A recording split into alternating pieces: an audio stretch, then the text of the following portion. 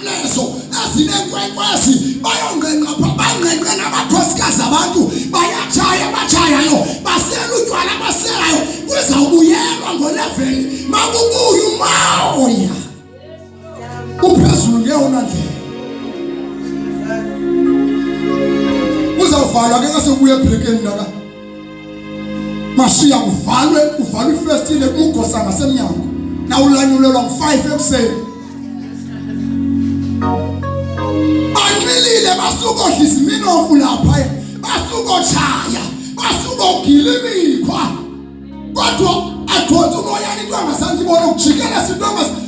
kujikela sewonke umuntu ikawa ayikwazi umenza umuntu abe yilento uThixo ayifunayo kodwa uma nifika mamsovasi ndathi ngisenezo ngqondo zekawa ndathi ngoba ndafika ndanikezwa iBhayibheli ndathi ningayifunda ndadibana nevesi ethi xa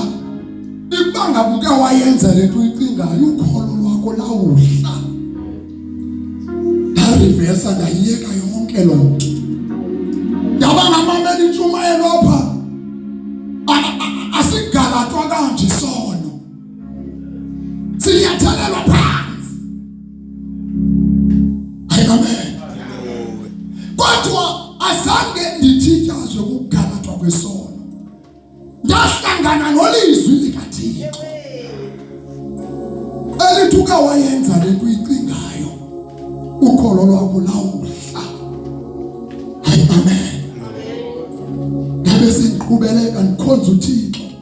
ndabe sengisazi ukuthi ohamba noThixo akasajoli ohamba noThixo akasafumaneke ezithaveni ohamba noThixo akasahlebi ohamba noThixo akasenagugu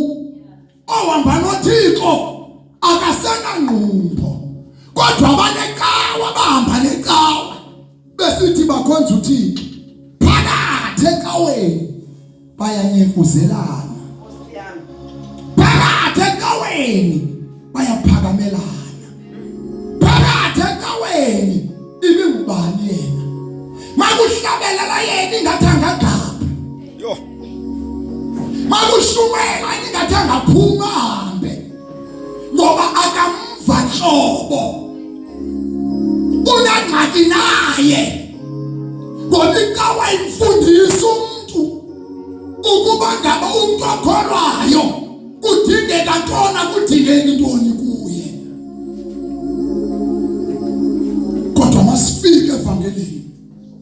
lafika ivangeli lathi masithanda abantu bonke haleluya lafika ivangeli lathi kanye lo ukubulalela umntwana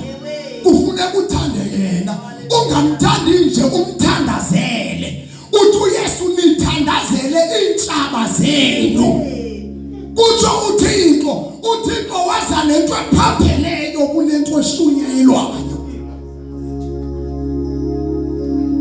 ukunako tatumuku ukumxolela lo mntu abulala umntakwenu ingqondo ingathi siyakushiya lo mntu ndisaplani basayibuyisa kanjani revenge uthi uYesu uluxolo ndahlangana nendoda enothando nenoxolo alibonke igama lenkosi angisenangxaki namuntu noba wayendenzeni kodwa into ekhona ithi Thixo usube naye alibonke igama lenkosi amen right maku verse 17 verse 17 ngoko ke ukuba ubani ukuKristu